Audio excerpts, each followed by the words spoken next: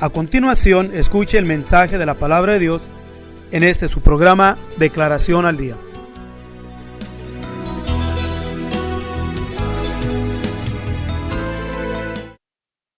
Del nombre maravilloso del Señor Jesús. Pero no tenerlo, no apreciarlo, no usar el nombre. Y después del nombre está toda la palabra de nuestro Dios, se encierra en el nombre. El nombre del Señor Jesús. ¿Cómo usamos el nombre? ¿Cómo está el nombre en nosotros? Dice, y no tomarás el nombre del Señor tu Dios en vano. Y más, no se duerma. Y más en este tiempo. Más en este tiempo cuando a nosotros como gentiles, como los perrillos que hemos venido por la gracia de Dios, que se nos ha declarado el nombre. El pueblo de Israel se le dio YHWH, yo soy el que sois, así dirás a los hijos de Israel. Que con el tiempo se le agregaron vocales al tetragrámatron y se le menciona Jehová, que no es nombre sino un arreglo entre los gentiles a esas 4 letras YHWH, que quiere decir yo soy el que soy. Pero ahora nosotros, mis hermanos, los gentiles, los que estábamos sin Dios y sin esperanza, se nos ha querido revelar el nombre de Dios. Y miren cómo lo tenemos en vano. Cómo se invoca el nombre del Señor Jesús en vano.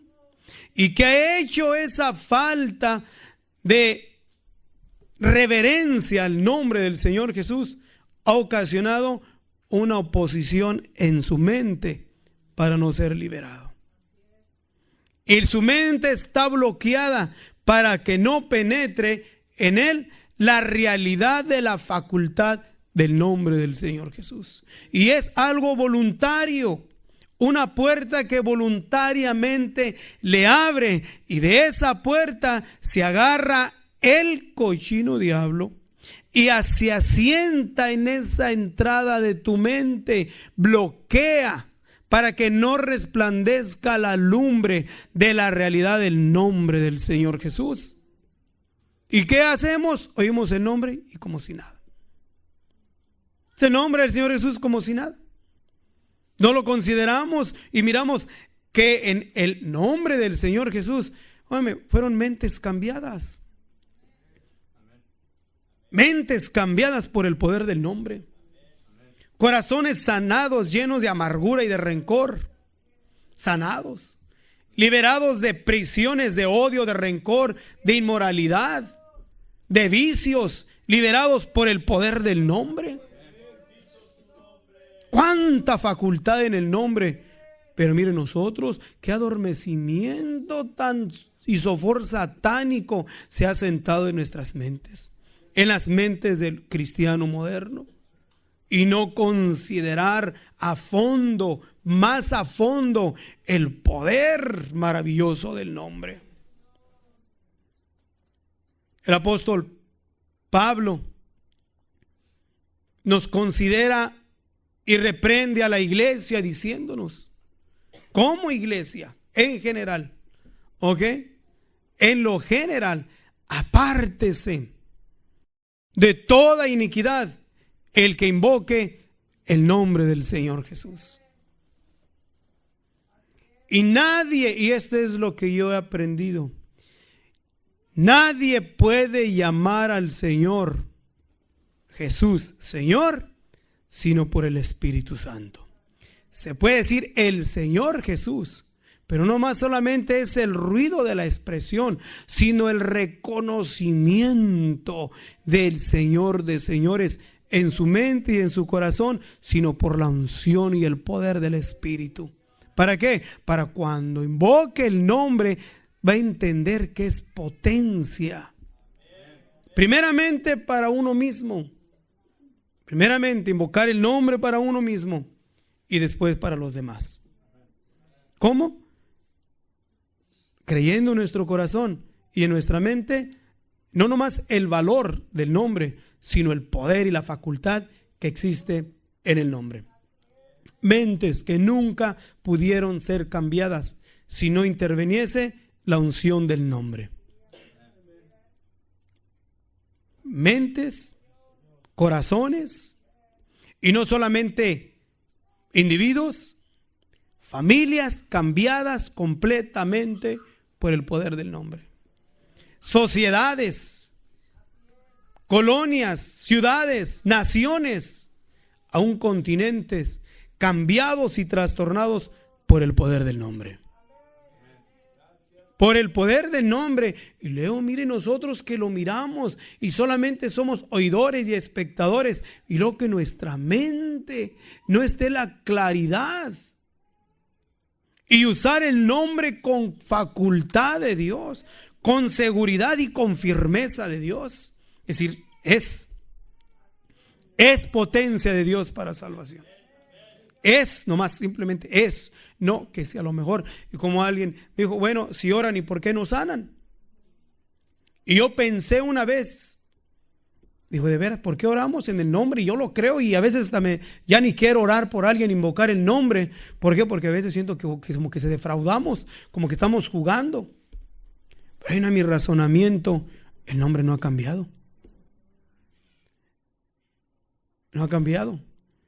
Dijo, ¿dónde están los gritos del ciego hacia el Señor Jesús? ¿Dónde están los arranques de aquella mujer de flujo de sangre que en medio del genterío pensaba si tocase solamente el manto? ¿Dónde están esas personas? ¿Dónde está el esfuerzo y el corazón humillado y quebrantado de aquella mujer finoficia que tenía a su hija poseída? Que aguantó la expresión del Señor que le dijo, no es lícito dar el pan de los hijos y echárselo a los perros. A esa mujer le llamó una perra. Pero ese corazón quebrantado y humillado, ¿dónde está? Si el pueblo que desease la bendición de Dios se encontrara bajo ese quebrantamiento de espíritu, el poder desciende. Pero no se encuentran los gritos del ciego. No se encuentran los clamidos desesperados del leproso. Porque aún aquellos que vienen leprosos y con enfermedades, vienen con altivez, jactancia, orgullo, vanagloria. No vienen con quebrantamiento de corazón.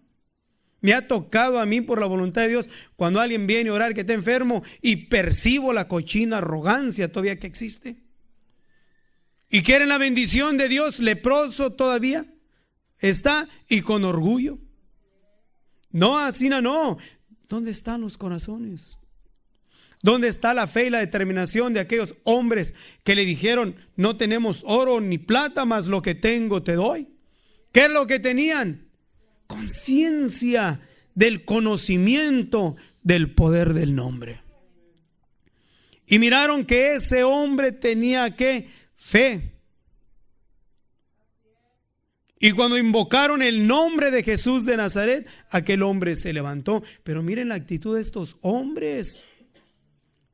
Este entró contento en el templo y gritando, y la gente se le amontonaban y los miraban. ¿Y qué dijo Pedro? ¡Hey, varones! ¿Por qué ponéis pues vuestros ojos en nosotros, como que si pues vuestra virtud este hombre anduviese? No fue por nuestra virtud, sino por el maravilloso nombre de Jesús de Nazaret. Honra y gloria al nombre del Señor Jesús. Y cuando Dios usa un hombre aquí en este tiempo, quieren adueñarse de la honra, quieren creer que es su facultad. Miren, quebrantemos nuestro corazón. Quebrantemos nuestro corazón delante de nuestro Dios y miraremos grandes cosas. Si nos humillamos delante de la presencia de nuestro Dios, Dios demuestra su grandeza. Si mi pueblo se humillare y clamare a mí, el Señor no falla sus promesas. Él va a descender y nos va a dar de su bendición. Y cuando se oiga la facultad del nombre, no vamos a estar peleando la que se invoque muchas veces, sino solamente la invocación, el oír del nombre hará un efecto en nuestra mente y en nuestro corazón. Pero ¿qué ha detenido nuestra dureza de corazón? La dureza del corazón. Ahí me han dicho, bueno, ¿y por qué no sanan? Yo les dije, y me turbé. Oye, de veras, Señor, y a veces ya no ni quiere ni orar, porque Señor, porque parece que defraudamos, pero digo el Señor, no, mi nombre no ha cambiado. El poder está en mi nombre, pero ante el corazón, ¿dónde está? ¿Quién busca la oración y la bendición de Dios con espíritu quebrantado? ¿Quién busca la liberación de Dios con reconocimiento, con amargura en su corazón? Busca la bendición de Dios.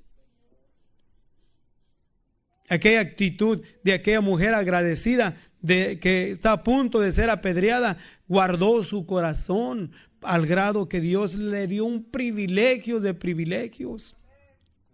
La mujer que lo siguió y fue la primera que la miró resucitar. Una mujer de la calle tuvo el privilegio de mirar al maestro resucitado.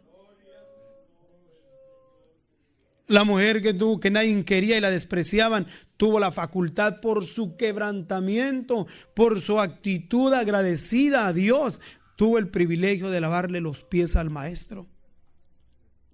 Corazones quebrantados, humillados, agradecidos. Pero sin embargo, nuestro ambiente que miramos en nuestro alrededor del cristianismo, nadie viene así. ¿Quién viene? Le duele porque tiene la necesidad. Pero no es Dios que mire el corazón, no hay quebrantamiento hacia el eterno, hacia Dios. Porque después de que sana o recibe lo que de Dios le pidió, mire, se convierten en malagradecidos. Y cuando está el corazón genuino, quebrantado, la palabra de Dios llega, el poder de Dios llega. Y cada uno reconocemos. Yo me acuerdo cuando fue invocado el nombre del Señor Jesús sobre mi vida. Fui despojado de toda altivez, jactancia, vanagloria, soberbia, todo lo que estaba en mí. Y yo puedo decirles el nivel de altivez, de terquedad que existía en mí. Más de 6 meses, como 8 meses, lidiando con muchas facultades de demonios. Algunos, mi esposa ni sabe, Nate y Ezequiel tienen noción, estaban chiquitos, pero en esos primeros meses era un infierno. Ustedes no han mirado la película El Exorcista, todo lo que sale que le era vuelta a la cabeza.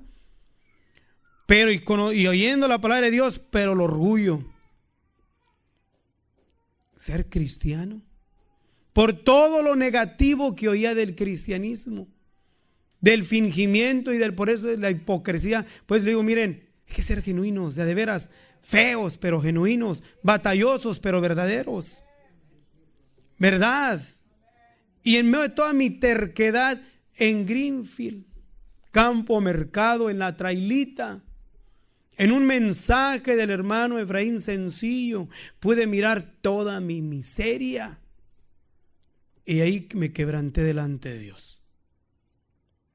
Todo lo que pasaba, pero era más grande la soberbia y el orgullo. Por eso yo sé que hay gente que se quema en su necesidad, pero el orgullo no lo suelta. Y hay quienes lo sueltan, pero lo vuelven a agarrar. Y después cambió mi vida. Y cambió la perspectiva. Y fue de ganar y ganar y ganar y ganar. Pero el orgullo es malo. La jactancia es mala. Ciega el corazón, la mente, y la cochina soberbia no espera que estés viejo. Niños chiquitos de 5 años ya se les alcanza a notar la jactancia y la vanagloria. Jóvenes altivos y jactanciosos, llenos de soberbia, llenos de mundo y de tanta porquería, que todo lo que quieren es que demostrarse presentable ante el mundo. En medio de su juventud quiere presentarse en una manera de ser aceptados por el mundo. Y en su ceguedad espiritual de su actividad, su jactancia y su orgullo lo impulsa a destrucción.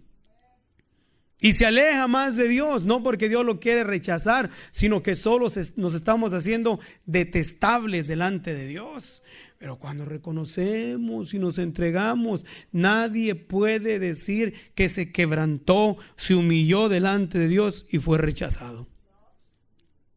Nadie. ¿Por qué? Porque el Señor me dice que un corazón contrito y humillado no despreciarás tú, oh Dios. Ese corazón contrito y humillado lo miramos ¿en quién? En los leprosos. en los ciegos, en María Magdalena, en la mujer que perdió a su hijo, al padre que traía ahí a su hijo endemoniado, a los jóvenes o aquellos parientes o amigos que traían aquel paralítico y lo metieron por el techo. Corazones humillados, quebrantados, y Dios no los rechazó. No los rechazó, ni tampoco de Nicodemo, cuando se acercó al Señor, ni ninguno de ellos fueron rechazados por Dios. ¿Por qué? Porque eran gente como nosotros, llenos de pecados, pero había un distintivo en ellos: quebrantamiento de espíritu, humillación. Se presentaron delante de Dios y Dios los recibió. Nuestro Señor Jesús no está en su ser visual humano, pero está en su espíritu, y todos los que nos acercamos a Él y oímos la invocación de su nombre bajo esa regla de quebrantados y humillados en espíritu, ni uno es rechazado por Dios. De entre los que Él ya llamó, de los que Él santificó, y llegamos quebrantados delante de nuestro Dios, garantía que Dios no nos deja. Y no nomás no nos deja, sino que nos da facultad a nosotros. ¿Para qué? Para poder ayudar a alguien más. Porque la palabra de nuestro Dios no puede ser quebrantada. Todo lo que tenemos y nos preparamos es para nosotros y para que Dios se siga manifestando a alguien más a través de nosotros y hacerse glorificado Él mismo. Porque las armas de nuestra milicia no son carnales, sino poderosas en Dios para la destrucción de fortaleza. Las armas de Dios tenemos su nombre. Su nombre, el Señor Jesús. Su sangre. La sangre del Señor se ha desestimado y no la tomamos en consideración. El apóstol Juan, en el capítulo 12, da una declaración de que la iglesia vence aquel sistema que controla el mundo, conocido como bestia, que trae todo índole de insinuaciones para vencernos, para perder nuestro enfoque en Dios. Y el apóstol Juan nos dice que ese segmento le ha vencido por la sangre del Cordero. Y cuando invocamos la sangre del Señor Jesucristo sobre nosotros, es seguridad que nos limpia de todo pecado.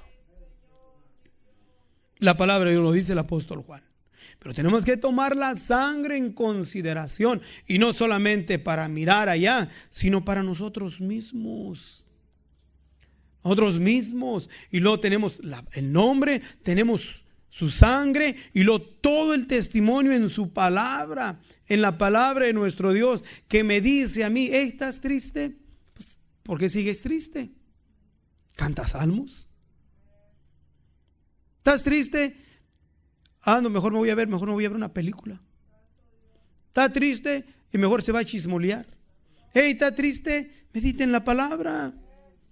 Agarre un salmo. Lea un salmo.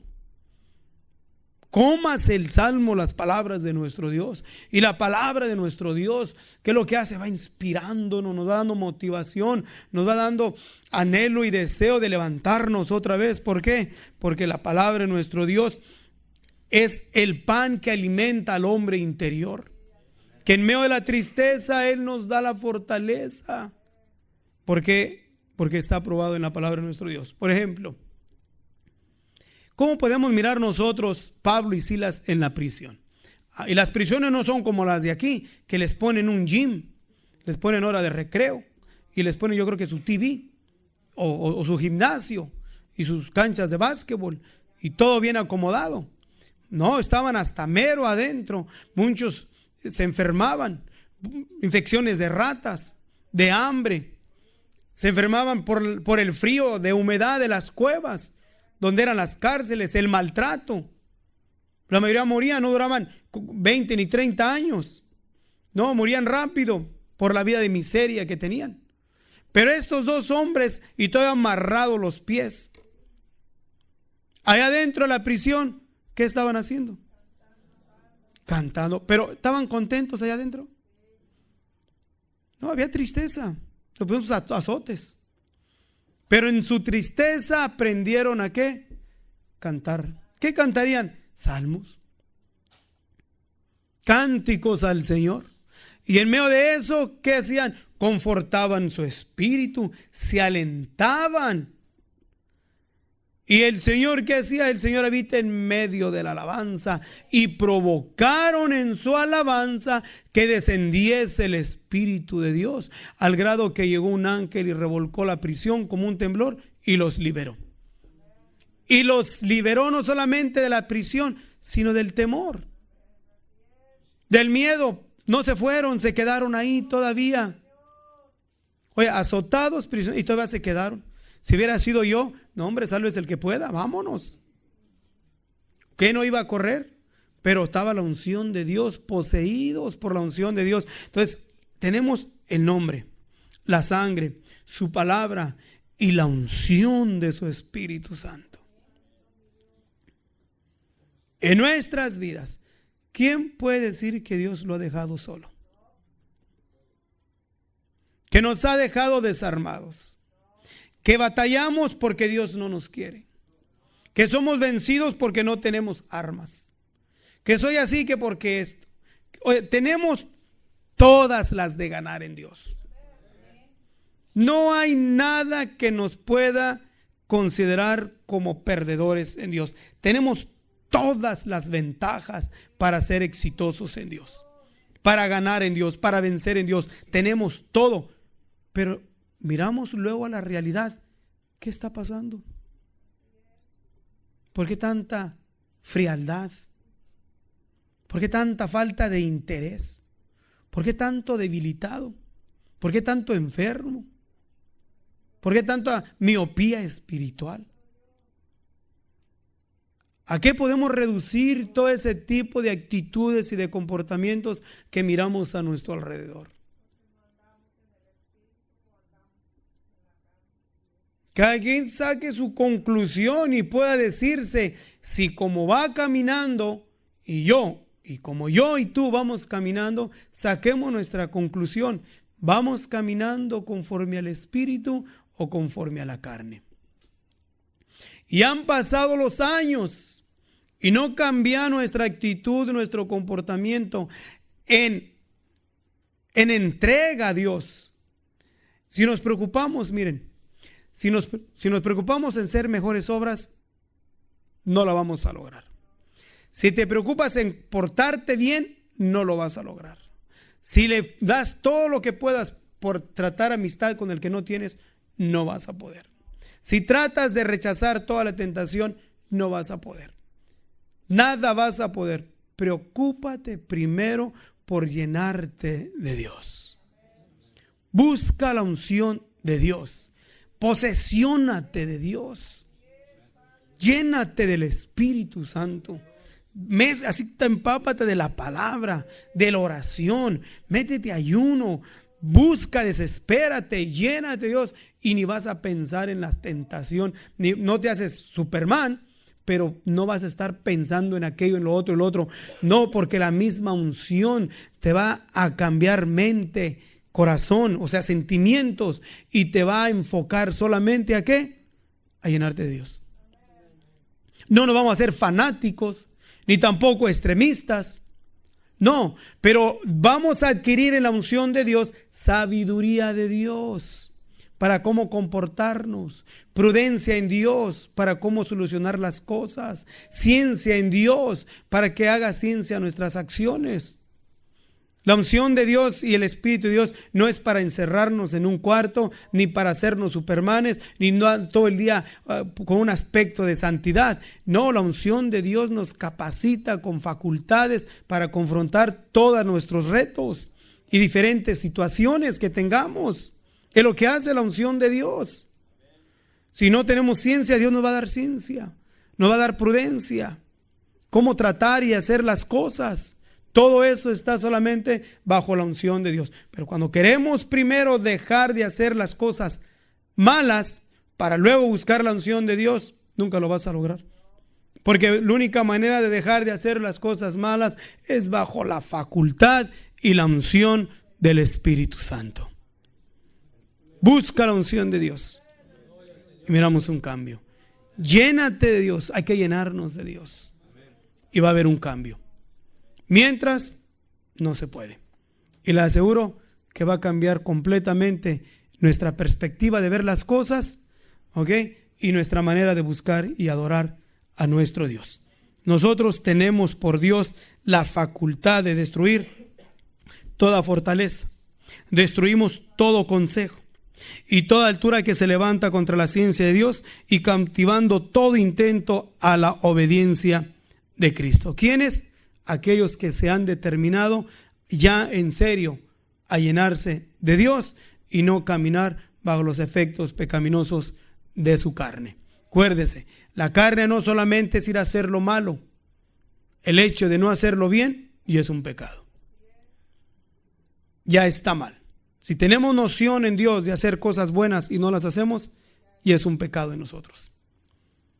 Y si nos preocupamos por dejar de hacer lo malo, es como aquel que no se le tira a la vía del tren. ¿Qué chiste hay que digan, miren, qué inteligente soy, no me le acosté al tren? ¿Es inteligente? ¿Por qué no es inteligente? Tuvo inteligencia pasó el tren y mire qué tan inteligente, no fue y se acostó a la vía. No es inteligente. Nosotros cuando no cometemos pecados, eso no es inteligente. Oye, sabemos que la paga del pecado es muerte. Pero hacer lo bueno, mis hermanos, para la honra y la gloria de nuestro Dios. Si usted desea más información sobre estas declaraciones o si desea participar en alguno de nuestros estudios bíblicos, háganoslo saber. Estamos para servirle. Nuestro número es 831-386-9112 o márquenos al 831-297-0879.